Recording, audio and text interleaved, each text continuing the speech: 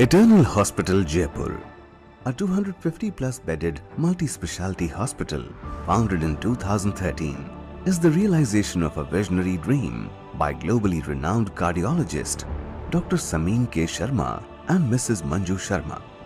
Inspired by Mount Sinai's world-class medical model, their mission was to bring international standard healthcare to their hometown Jaipur. Combining excellence with affordability. Originally established as a specialized cardiac care center, Eternal Hospital has evolved into a comprehensive multi-specialty institution addressing a broad spectrum of healthcare needs with excellence. The hospital has distinguished itself not only through exceptional patient care but also by setting pioneering standards in the medical field. Eternal Hospital holds numerous prestigious milestones.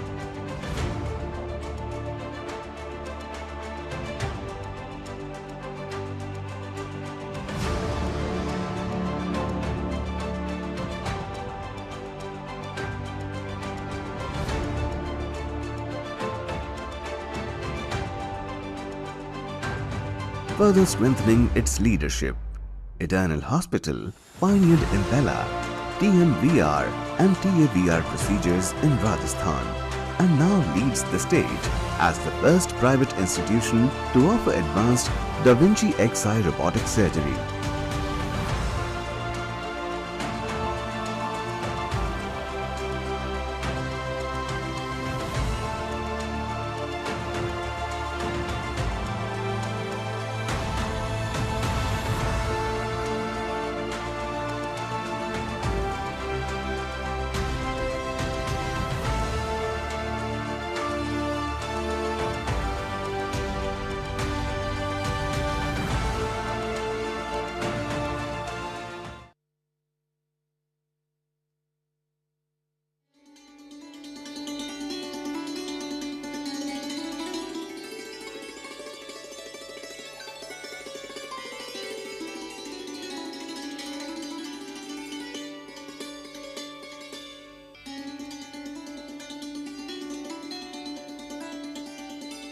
नमस्कार, hello doctor कार्यक्रम में आपका स्वागत है। Communicable disease आज भी बहुत major problem है। अभी रिसेंटली अपन ने पेंडेमिक देखा था जो कि कोविड का था। जब भी कम्युनिकेबल डिजीज़ आती है तो रूट ऑफ ट्रांसमिशन जो होते हैं अलग अलग हो सकते हैं। वाटर और फूड बॉर्न डिजीज़ होती है, वेक्टर बॉर्न जो कि मच्छर से होती है, मलेरिया की बात करें, डेंगू की बात करें। पर एक जो बहुत कॉमन और बहुत रैपिडली स्प्रेड करने वाली जो डिजीज़ होती है वो एयरबॉर्न ड्रॉपलेट से जो जाती है, जो कि अभी जैसे मैंने जिक्र किया आपको कि अभी जो कोविड गया था वो भी एयरबॉर्न था और वो बड़ा डिफ़िकल्ट हो जाता है जब स्प्रेड होती है। ख़ास तौर पे जो एनवायरनमेंट जो होता है जिसके अंदर पॉल्यूटेड एनवायरनमेंट हो, कंजस्टेड एरिया के अंदर रह रहे हो, तो वहाँ पर बड़ा डिफ़िकल्ट हो जाता है कि अपन उसको प्रिवेंट कर सकें। और कम्युनिकेबल डिजीज़ में जो एक बहुत सदियों से जो बीमारी चली जा रही है वो है ट्यूबरकुलोसिस, जिसको हालांकि अगर पिछले कुछ दशक की बात करें तो उसके अंदर काफ़ी डिक्लाइन आया है, अवेयरनेस भी हुई है, ट्रीटमेंट भी हुआ है, बट स्टिल अगर एक लीडिंग कॉज के अगर इन्फेक्टिव डिजीज़ में देखें तो ट्यूबरकुलोसिस टॉप पे। जी हाँ, इसी विषय पे चर्चा करने के लिए शेयर हो गया ट्यूबरकुलोसिस क्या है, क्या कारण है उसके, किस तरीके से स्प्रेड होता है, क्या क्या कॉम्प्लिकेशंस होते हैं और लेटेस्ट ट्रीटमेंट गाइडलाइंस के अंदर क्या क्या चीज़ें। आज हमारे बीच मौजूद हैं डॉक्टर रोहन तांबी जो कि वरिष्ठ पल्मोलॉजिस्ट इटर्नल हॉस्पिटल सांगानेर में कार्यरत हैं। डॉक्टर तांबी, आपका बहुत बहुत स्वागत है। नमस्कार। जैसे मैंने कहा कि ड्रॉपलेट्स को कंट्रोल करना, ख़ास तौर पे क्राउडेड एरिया के अंदर आप हो, बड़ा डिफ़िकल्ट काम हो जाता है। हालांकि मास्क भी लगाते हो और सब चीज़ें, और ख़ास तौर पे वो ट्यूबरकुलोसिस का माइकोबैक्टीरियम जो कि एनवायरनमेंट में काफ़ी समय तक रह सकता है, चाहे वो सॉयल हो, चाहे वो सरफेस हो, चाहे वो वाटर, उसकी लाइफ काफ़ी ज़्यादा रहती है। हालांकि बहुत सारे वायरसेस हैं जो कि डिस्ट्रॉय रहते हैं, पर ये जो बैक्टीरिया है ये कई दिनों तक, कई महीनों तक रह सकता है। आपका क्या मानना है कि ट्यूबरकुलोसिस का जो प्रिवेंशन की अगर बात करते हैं तो उसमें जो मास्क का है, जो ओवर क्राउडिंग का या कंजस्टेड एरिया का कितना इम्पोर्टेंट रोल है? देखिए सर, जैसा कि अभी आपने बताया कि ट्यूबरकुलोसिस एक कम्युनिकेबल डिजीज़ है। अगर हम बात करें इंडिया की तो इंडिया में जो मॉर्टेलिटी है उसमें कम्युनिकेबल डिजीज़ में ट्यूबरकुलोसिस नंबर 1 रैंक पे आता है अपन ये इसका जो इन्फेक्शन है आपस में एक दूसरे के कांटेक्ट में आने में या ड्रॉपलेट इन्फेक्शन से फैल सकता है। इसको रोकने के लिए अपन जो सबसे मेन और सबसे इम्पोर्टेंट चीज़ है, जो कि कुछ एक टाइम पहले दुनिया ने देखा है कि कोविड बिहेवियर इसके लिए बहुत ही अप्रोप्रिएट है, जिससे कि हम इसको आसानी से रोक सकते हैं। या फिर अगर कोई ट्यूबरकुलोसिस पेशेंट है, उसके कांटेक्ट में जाना है हमें, तो हम मास्क यूज करें, हैंड हाइजीन अच्छे से मेंटेन करें और साथ में डिस्टेंसिंग रखें उस पेशेंट से। जब भी हम किसी का ट्रीटमेंट शुरू करते हैं तो जो एक्टिव केस है उसके चांसेस है कि इनिशियल 2 वीक्स में उसके जो ड्रॉपलेट्स है उसमें बैक्टीरिया का ट्रांसमिशन सबसे ज़्यादा होता है। तो शुरू के 2 वीक के लिए उसको कम्प्लीटली आइसोलेट करके रखें, उसको दवाइयाँ टाइम पे दें और साथ में जो क्राउडेड एरिया है वहाँ पर जाने से बचें, क्योंकि वहाँ पर ये बैक्टीरिया लंबे टाइम तक रह सकता है। उन एरियाज़ में अगर हमें इसका लोड थोड़ा कम करना है तो फिर हमें जो एरिया है उसको प्रॉपर्ली वेंटिलेट करना पड़ेगा। वहाँ पर जो भी उनके जो डेली रूटीन की चीज़ें जो काम में ले रहे हैं उनको प्रॉपर्ली वॉश करें और साथ में कांटेक्ट में आने से उनसे बचें। बिल्कुल सही बात कही आप। जितना भी एरिया है अगर वो वेंटिलेटेड रहेगा, डे लाइट रहेगी, क्योंकि डे लाइट में जो बैक्टीरिया होता है वो जल्दी डिस्ट्रॉय हो जाता है। मैं सभी दर्शकों को बताना चाहता हूँ कि ये जो प्रोग्राम है ट्यूबरकुलोसिस पे, ये यूट्यूब पे भी अवेलेबल है और जो स्क्रीन पे आपके नंबर अभी डिस्प्ले होंगे उस पर आप कोई भी प्रश्न हो 0141270409 एंड 270499 ट्यूबरकुलोसिस से रिलेटेड कोई भी प्रश्न हो तो डॉक्टर रोहन तांबी आज हमारे बीच मौजूद है। डॉक्टर तांबी, जैसे मैंने बात की कि एक्सपोजर आज क्वार्टर से ज़्यादा, मतलब 25% से ज़्यादा अगर पॉपुलेशन की बात करें तो वो ट्यूबरकुलोसिस से एक्सपोज्ड है, पर हर एक जने को एक्टिव ट्यूबरकुलोसिस तो नहीं।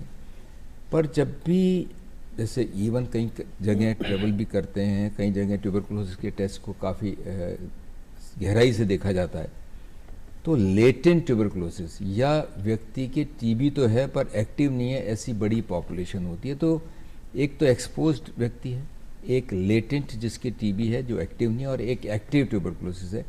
इनमें किस तरीके से आप डिफ्रेंशिएट करते हैं और ये लेटेंट टीबी कब व्यक्ति की एक्टिव हो जाती है? ठीक है सर, जो ट्यूबरकुलोसिस का बैक्टीरिया है ये मेनली अपनी बॉडी में इनहेलेशन के थ्रू अंदर जाता है।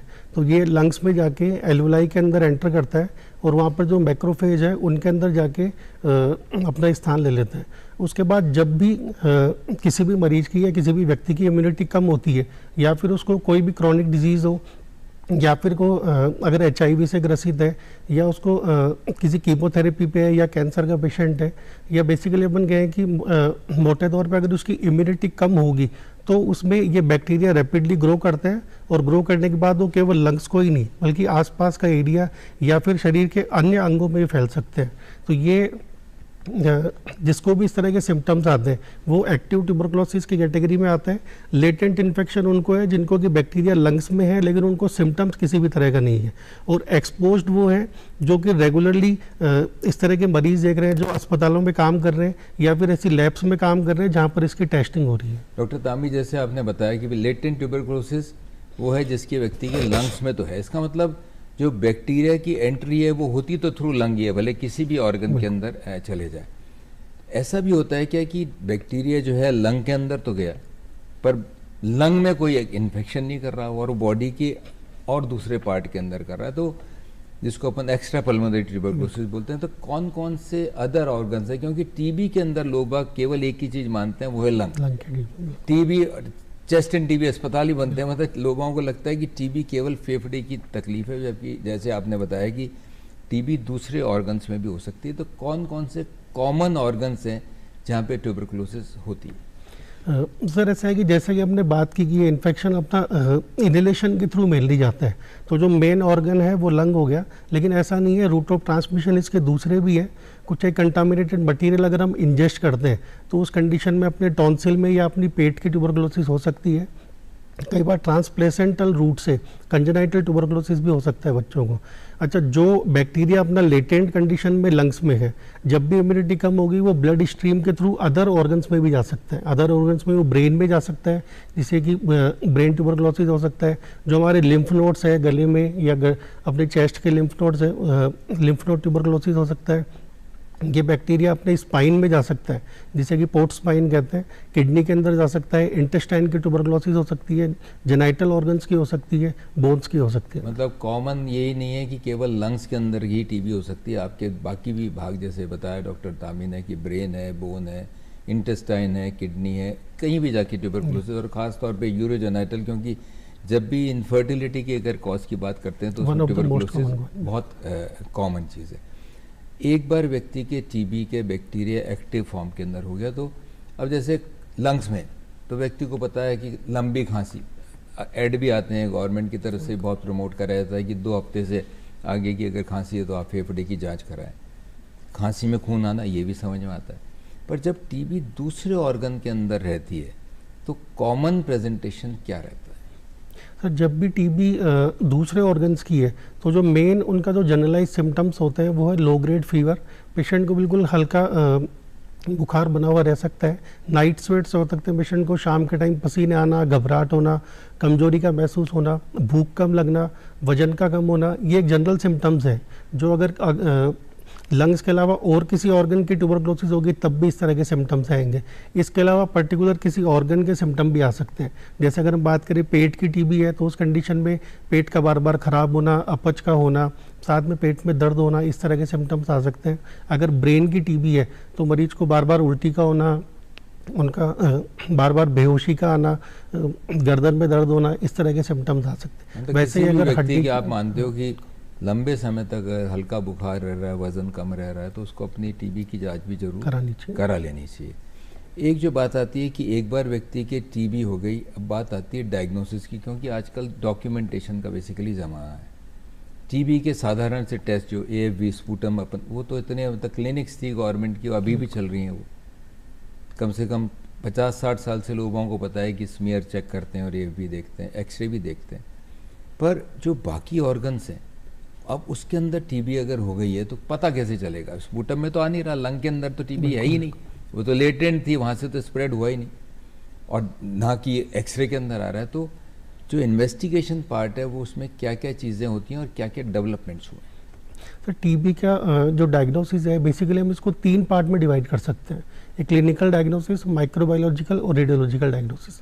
क्लिनिकल डायग्नोसिस में हम जो भी मरीज के सिम्टम्स हैं, जैसे कि मैंने अभी बात की कि जो जनरल सिम्टम्स हैं या फिर पर्टिकुलर ऑर्गन स्पेसिफिक सिम्टम्स हैं, उसके बेसिस पे कोई भी चिकित्सक ये कंफर्म कर सकता है कि पर्टिकुलर पेशेंट को ट्यूबरकुलोसिस है या नहीं है। सेकंड है माइक्रोबायोलॉजिकल डायग्नोसिस, जैसा कि लंग्स की टीबी में हम स्पूटम और साथ में एडवांस कुछ टेस्ट है, न्यूक्लियर टेस्ट है, CB नाट है, जीन एक्सपर्ट है, ये हम करा सकते हैं।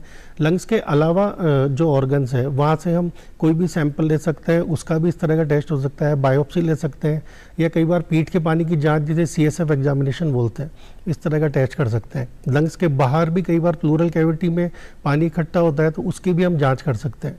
और तीसरा है रेडियोलॉजिकल डायग्नोसिस, जिसमें कि कुछ एक पर्टिकुलर पिक्चर अपन जैसे उस पर्टिकुलर ऑर्गन का CT स्कैन करें या MRI करें या कई बार सोनोग्राफी या उससे अदर टेस्ट, जिसमें कि पर्टिकुलर इस कुछ एक पिक्चर्स होती है या कुछ एक चीज़ें ऐसी उनमें चेंजेस होते हैं जो कि टीबी के डायग्नोसिस में हमें सपोर्ट करते हैं। तो ये 3 अपनी मेन कैटेगरी है सर जिससे अपन डायग्नोस कर सकते हैं। एक क्योंकि स्किन टेस्ट बड़ा कॉमन रहता है और जिसको मॉन्टूक्स टेस्ट कहा जाता है, और वो स्किन टेस्ट को ये माना जाता था कि लोगों को लगता था कि मेरे तो टेस्ट कराया और वो तो नेगेटिव है, मेरे टीबी नहीं है, और लोगों के टेस्ट पॉजिटिव भी आ जाता है। तो ये अगर मैं एक एक टेस्ट की बात करता हूँ, जो आपने कहा कि AFV आपने डायग्नोज कर दिया, कल्चर में कर दिया या DNA टेस्टिंग कर दी, वो तो कन्फर्मेटिव टेस्ट हो जाते हैं, जीन एक्सपर्ट या CB नेट की बात करते हैं। पर मॉन्टूक्स टेस्ट को लेके लोगों को बड़ा कन्फ्यूजन रहता है, लोग कहते हैं कि मेरा तो टेस्ट पॉजिटिव आ गया, मेरे तो टीबी है। तो मॉन्टूक्स टेस्ट की एक्चुअल में साइंटिफिकली कितनी इम्पोर्टेंस है? क्योंकि वो बहुत कॉमन टेस्ट है, बिल्कुल सब जने करा लेते हैं, कोई से भी होता है और बहुत सब जगह अवेलेबल भी रहता है वो, और उसकी जब पॉजिटिविटी आती है तो व्यक्ति घबरा जाता है। तो actual scientific data positive Mantoux test की कितनी रेलिवेंस मानता है? सर, मॉन्टूक्स टेस्ट जो होता है वो बेसिकली हमें बताता है कि हम उस बैक्टीरिया से एक्सपोज्ड है या नहीं, केवल उसके इतनी ही वैल्यू है डायग्नोसिस को लेवल पे। अगर हम बात करें कि अगर हम रिपीटेड उसको करें, जैसे कोई पेशेंट है, जैसे मिलियरी ट्यूबरकुलोसिस है या लंग का कोई ट्यूबरकुलोसिस है या लंग के बाहर का भी है, तो मोंटोक्स टेस्ट हम ट्रीटमेंट शुरू करने पे करते हैं एक बार, और फिर बाद में 2 महीने या 3 महीने या 4 महीने पे दोबारा करते हैं। तो उसको हम as a prognostic marker use कर सकते हैं। डायग्नोस्टिक नहीं मानते? डायग्नोस्टिक नहीं, वो केवल एक एक्सपोजर को हमें बताएगा कि एक्सपोज है या नहीं। जैसे आपने बताया कि जितने भी इम्यूनो कॉम्प्रोमाइज्ड हैं, जिनके HIV है या कीमोथेरेपी पे हैं, कैंसर है, डायबिटीज़ है, बहुत सारी कंडीशंस ऐसी हैं, एज ग्रुप को आप कहाँ प्लेस करते हैं? कि क्योंकि एज भी एक खुद ही रिस्क फैक्टर है, चाहे वो बच्चा हो या बुजुर्ग हो, तो एज से या सेक्स से कोई ट्यूबरकुलोसिस के इंसिडेंस में फ़र्क पड़ता है क्या? सर एज का ऐसा है कि बच्चे और बुजुर्गों में इनकी होने की संभावना थोड़ी ज़्यादा है, क्योंकि उनकी इम्यूनिटी थोड़ी कम रहती है। और साथ में अगर हम बात करें मेल और फीमेल रेशो की, तो डायग्नोसिस इसका मेल्स में ज़्यादा होता है, क्योंकि फीमेल्स अपने सिम्टम्स को कई बार मास्क करती है, तो उनमें ये डायग्नोस करना थोड़ा मुश्किल होता है। अब जैसे स्मोकिंग, क्योंकि लंग्स की जब भी प्रॉब्लम आती है, कोई भी डिजीज़ हो, चाहे लंग कैंसर हो या लंग COPD हो, हर को स्मोकिंग से कोरिलेट किया जाता है, और स्मोकिंग को इसीलिए मोस्ट हैजार्डस प्रिवेंटेबल फैक्टर माना जाता है कि भाई सबसे आसान है प्रिवेंशन उसका, टोबैको और स्मोकिंग का। ट्यूबरकुलोसिस के इंसिडेंस और जो स्मोकर्स में क्या ज़्यादा होता है क्या? ये सर स्मोकर्स में इसका इंसिडेंस ज़्यादा रहता है। एक तो स्मोकिंग से हमारी इम्यूनिटी पे फ़र्क पड़ता है, हमारी डाइट पे फ़र्क पड़ता है, साथ में लंग्स के जो अंदर पैरेन्काइमल चेंजेज हैं और साथ में स्ट्रक्चरल चेंजेस हैं, जिससे कि TB के बैक्टीरिया के मल्टीप्लिकेशन के चांसेस ज़्यादा होते हैं।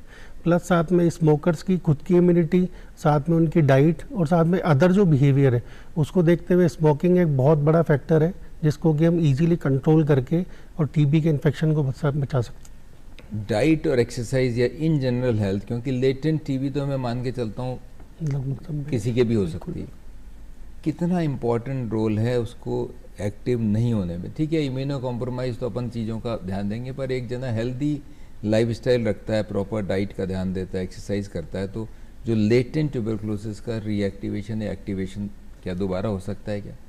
सेकेंडली, क्या एक बार व्यक्ति की TB हो गई तो क्या उसकी दोबारा फिर TB हो सकती है क्या? पूरा कोर्स लिया, क्योर हो गया, आपने उसको डॉक्यूमेंट भी कर दिया कि बिल्कुल ठीक है, दोबारा उसके एक्सपोजर हो गया, दोबारा भी हो सकती है क्या TB? सर डाइट का जैसा कि हमने बात की कि ट्यूबरकुलोसिस पेशेंट में या फिर हम बात करें कि नॉर्मल किसी पर्सन में, डाइट का डेफिनेटली बहुत बड़ा रोल है।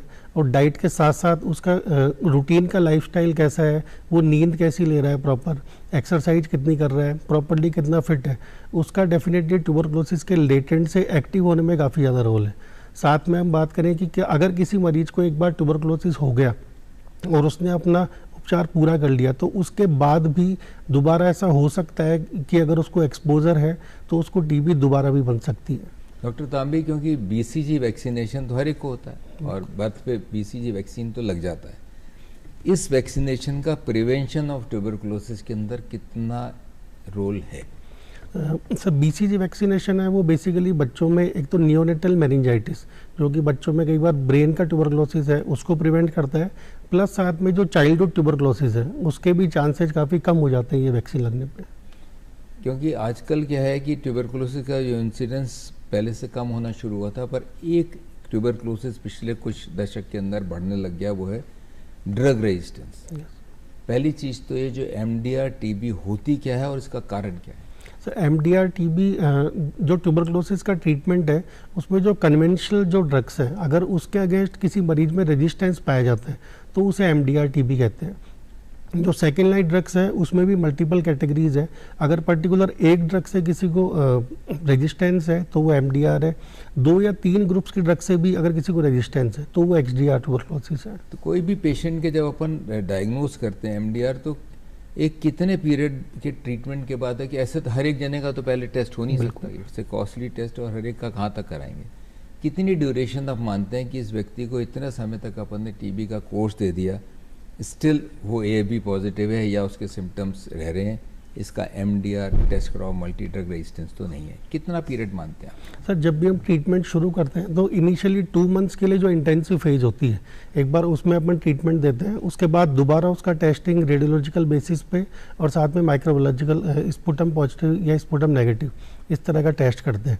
अगर उसके बाद भी वो पॉजिटिव आ रहा है, प्लस उसमें क्लिनिकल सिम्टम्स है, रेडियोलॉजिकल प्रोग्रेशन है और साथ में माइक्रोबायोलॉजी भी पॉजिटिव आ रही है, तो उस समय फिर अपन एक बार दोबारा टेस्ट करते हैं कि जो हम दवाइयाँ दे रहे हैं उसके अगेंस्ट कोई रेजिस्टेंस तो नहीं है। और उस समय जो जिसे कि DST बोलते हैं, ड्रग सेंसिटिविटी टेस्टिंग, उसका बहुत बड़ा रोल है, जिससे कि हम जो दवाइयाँ दे रहे हैं वो उसमें देनी है या हमें अपना ट्रीटमेंट प्लान है वो बिल्कुल चेंज करना है उस कंडीशन में। डॉक्टर तांबी, क्योंकि 24 मार्च जो है वो वर्ल्ड ट्यूबरकुलोसिस डे माना जाता है और हर साल इसको मनाया जाता है इस एम के साथ कि जो अपना टारगेट है कि जो 2030 तक अपन ट्यूबरकुलोसिस को बिल्कुल एलिमिनेट कर रहे हैं, और गवर्नमेंट भी इस पे प्रोग्राम अब टोटल चेंज करके एलिमिनेशन प्रोग्राम ही चला रही है। तो कितनी आप स्टेप्स में मान रहे हैं सक्सेस की? अगर धीरे धीरे अगर प्रॉपर अपन ट्रीटमेंट लेते रहे, बीच में गवर्नमेंट ने डॉट्स भी स्टार्ट किया था कि भाई ट्रीटमेंट को दिया जाए, कितना फ़र्क पड़ा इससे? ठीक है सर, जैसा कि हमने बात की कि वर्ल्ड ट्यूबरकुलोसिस डे है आज, जो कि 24 मार्च को मनाया जाता है। इसकी थीम है yes we can end TB. TB एक तरह से क्रॉनिक बीमारी है जो कि एक बार होने के बाद कई महीनों तक इसका इलाज चलता है।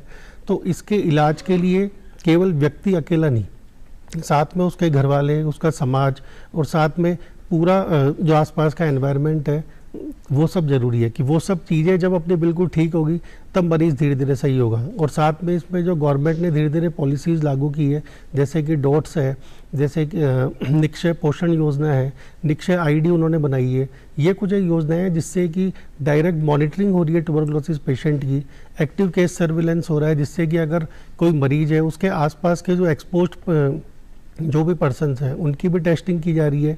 अगर उनमें भी सिम्टम्स है तो उनको भी ट्रीटमेंट के लिए प्रोत्साहित किया जा रहा है। अगर हम बात करें कि एक एक्टिव ट्यूबरकुलोसिस का पेशेंट एक साल में कम से कम 10 से 12 लोगों को इन्फेक्ट कर सकता है, तो डेफिनेटली इसके लिए बहुत ज़रूरी है कि सब लोग हम साथ में आएँ और साथ में जो भी मरीज़ है उसको पूरा ट्रीटमेंट करवाएं और साथ में और लोगों में इसको फैलने से रोकें। जैसे आपने कहा कि एक व्यक्ति इतने सारे जनों को एक्सपोज कर सकता है, तो जो नॉर्मल जिसे कहते हैं एक्टिव पीरियड, जैसे आज किसी के टीबी डायग्नोज हुई, स्पूटम वो पॉजिटिव है, अपन ने उसके मास्क लगा दिया, अटेंडेंट्स के भी मास्क लगा दिया, फिर भी वो कौन सी ड्यूरेशन है ट्रीटमेंट के बाद तब तक अपन ये मान के चलते हैं कि ये एक्टिव और ये लोगों को एक्सपोजर दे सकता है?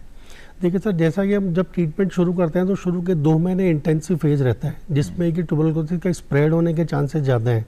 उसके बाद भी जो इनिशियल 2 वीक्स का पीरियड है, जो इनिशियल 14 दिन है, वो सबसे ज़्यादा ज़रूरी है, जिसमें कि उसके बैक्टीरिया के ट्रांसमिशन की रेट भी ज़्यादा है, प्लस साथ में बैक्टीरियल लोड भी काफ़ी रहता है।